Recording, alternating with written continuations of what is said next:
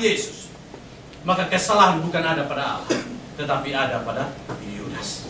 Maka di sini kita melihat kesempatan yang pertama yang disia-siakan oleh Yudas adalah ayat yang ke-13. Dikatakan, ketika hari siang ia memanggil murid-muridnya kepadanya, lalu memilih dari antara mereka 12 orang yang disebut apa?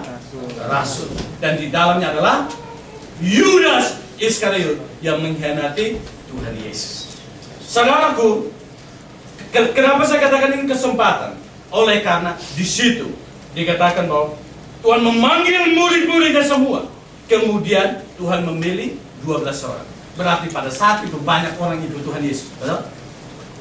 Banyak orang ikut Tuhan Yesus. Seperti saudara dan saya juga banyak ikut Tuhan Yesus. Tapi apa? Banyak orang ikut Tuhan Yesus, Tuhan hanya pilih 12 orang. Pemilihan ini bukan pemilihan manusia, tapi pemilihan ini adalah pemilihan Allah. Yesus adalah Allah, maka dia yang memilih. Dan pemilihan ini adalah pemilihan ilahi. Tapi apa yang terjadi? Di tengah-tengah pemilihan dan panggilan ini, ketika Tuhan bertanya, ketika Tuhan memanggil Yudas, otomatis Yudas mengaku, ya, dengan segenap hati aku melakukannya. Betul? Betul nggak? Coba majelis yang ditabiskan. Tiba-tiba sudah dibina, datang ke depan. Apakah engkau melayani Tuhan dengan sungguh-sungguh? Ya, tidak dengan segenap hati. Keluar. Otomatis setelah dipilih, kamu melayani Tuhan dengan sungguh-sungguh? Ya, dengan segenap hati aku melayani Tuhan. Dan yang memanggil bukan manusia, yang memanggil adalah Yesus yang adalah Allah. Dan ketika Tuhan panggil, istilah rasul adalah apostolos. Istilah apostolos itu adalah Allah yang memanggil, Allah yang mengutus. Maka orang yang diutus bukan pergi dengan otoritas dia, tetapi pergi dengan otoritas daripada Tuhan. Namun masalahnya, ketika dia menerima otoritas, bagaimana dia mempergunakan otoritas itu? Masalahnya di situ. Sehingga masalah bukan pada panggilan, masalah bukan kepada otoritas, tetapi masalahnya bagaimana dia taat dan bagaimana dia melakukan akan otoritas ini. Masalahnya di situ. Sehingga saudaraku, dengan bagian ini kita melihat bahwa ketika kita masuk dalam pelayanan, ketika kita masuk dengan komitmen, aku setia kepada Tuhan, bukan hanya bicara pelayanan, tetapi kita mengikut Tuhan, maka di situ kita punya keputusan. Tetapi masalahnya selanjutnya, bagaimana kita melaksanakan keputusan kita, bagaimana kita melaksanakan kepercayaan yang Tuhan berikan bagi kita. Itu masalahnya. Sehingga mungkin saudara berpikir, loh, kok majelisnya begini? Kok jemaatnya begini? Bagaimana pendeta membimbingnya? Bukan membela diri. Kembali dalam pelaksanaan hidup ini, bagaimana tanggung jawab kita? Bagaimana relasi kita? Kita melihat dalam perjalanan hidup murid-murid, kita melihat orang yang paling banyak tanya siapa? Petrus. Yudas hanya bicara 2 kali. Yang pertama, ketika ada seorang perempuan yang datang mengurapi Tuhan Yesus dengan minyak apa? Narwastu. 200 dinar mahalnya. Kemudian apa yang terjadi? Yudas melihat ini adalah pemborosan. Kemudian Yudas bilang apa? Kenapa nggak jual minyak itu? Kemudian apa? Kasih sama orang miskin. Rohani tidak. Rohani, tapi di dalam rohani ada rohananya. Karena kalau kita jujur lihat ayat pasal 12 ayat 6, maka di situ kita menemukan bahwa Yudas hanya sebagai alasan supaya apa? Uang yang sudah dijual, disimpan di kas, itu dia mencurinya dan lain sebagainya. Sehingga di sini kalau kita melihat bahwa pemanggilan sebagai rasul adalah satu tanggung jawab dalam hidup kita. Kemudian perkataan yang kedua yang keluar daripada Yudas apa? Ketika Tuhan bilang, di antara kita semua ada satu yang menyerahkan aku. Dia itulah yang mencelupkan tangannya bersama-sama dengan aku di dalam pinggan. Kemudian apa yang kata Yudas? Bukan akukah Tuhan? Bukan akukah Tuhan? Ini pertanyaan jujur atau tidak? Bagi saya bukan kejujuran. Karena dia mulai bukan akukah Tuhan? Maka saya akan pertanyaan ini adalah pertanyaan mengesampingkan dirinya. Kalau pertanyaan yang benar adalah akukah Tuhan? Padahal sebenarnya Tuhan datanya pun sudah tahu.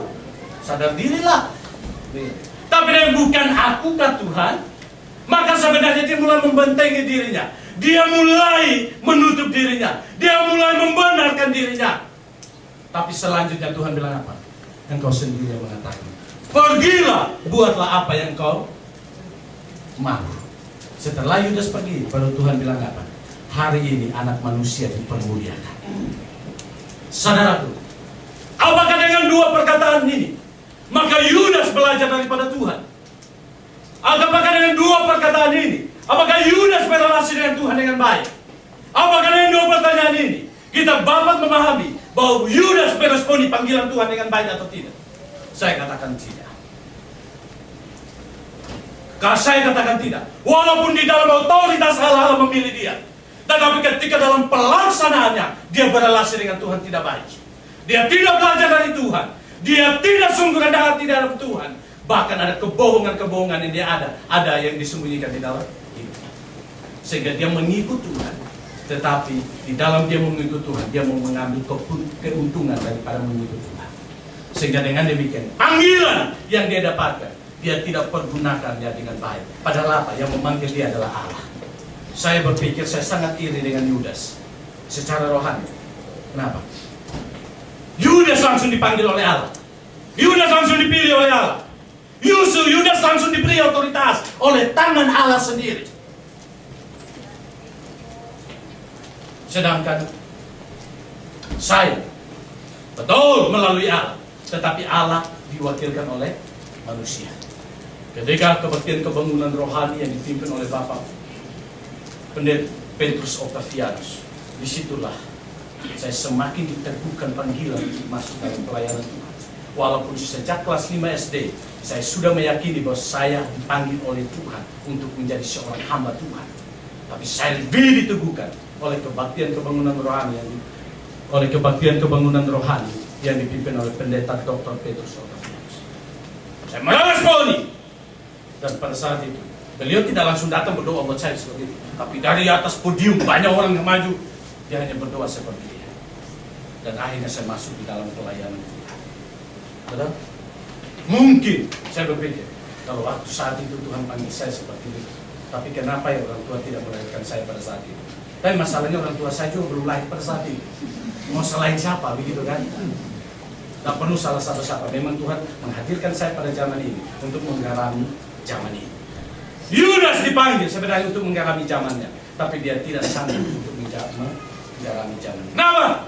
Karena ketika dia menerima panggilan Tuhan di dalam Lukas pasal 22 ayat yang ketiga, maka masuklah iblis ke dalam Yudas yang bernama Iskariot. Saudaraku, satu sisi dia menerima panggilan Tuhan, tapi satu sisi hatinya dibuka untuk siapa? Hatinya tidak dibuka untuk Tuhan. Di hatinya tidak melaksanakan panggilan Tuhan, tapi hatinya dibuka untuk iblis. Satu sisi dia adalah kelompok di dalam murid-murid.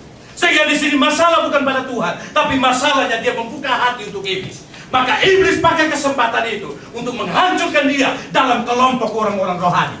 Maka saudaraku, saya setuju dengan apa yang dikatakan oleh Johannes Calvin, seorang tokoh reformator. Dikatakan apa? Kalau bicara gereja, ada dua pengertian gereja. Gereja yang pertama adalah gereja yang kelihatan, tapi gereja yang kedua adalah gereja